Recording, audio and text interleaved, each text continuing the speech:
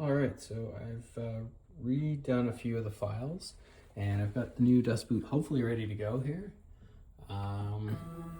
So I have the Z-stop is set. So basically what happens is it can't go any lower than this on the spindle, but the spindle can push it up like so, exposing more of the bit. So this part can come off.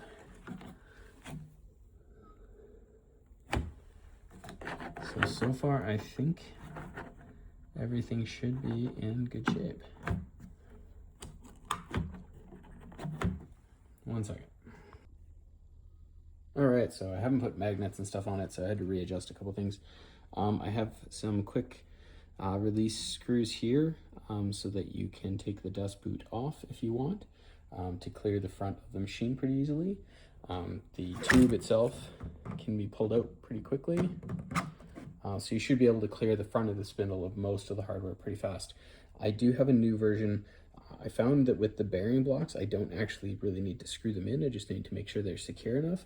So I've actually reduced the size of this a little bit and the footprint of it. So with that being said, I think I've got everything lined up. So I'm gonna hit start and we'll see how it does. Actually, just gonna pause one sec. I've got a bunch of dust here on the machine bed. I'm just gonna clear that and then I'll start it. Okay, I've got the bed all cleaned up now from any dust. So we're gonna pocket out a circle in this corner here. And here we go.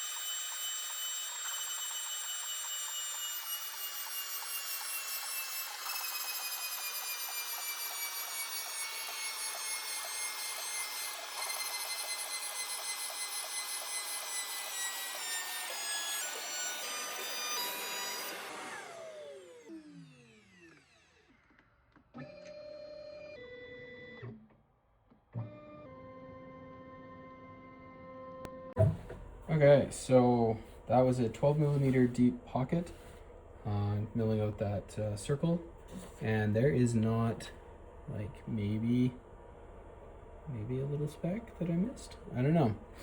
It did very well. I did have to pause the video at one point because I just kind of have everything, as you can see, I'm using painter's tape here, as I kind of have everything stuck together just to test.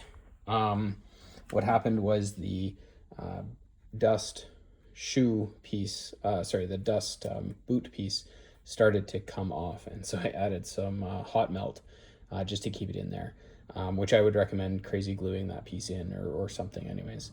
So what I think I have to do is stiffen up this. You could see at the deeper part of the cut, it was starting to collapse in and fall in. So I'm gonna have to look at how I can make this slightly more rigid, but still allow for some airflow. So maybe another revision of the TPU spacer.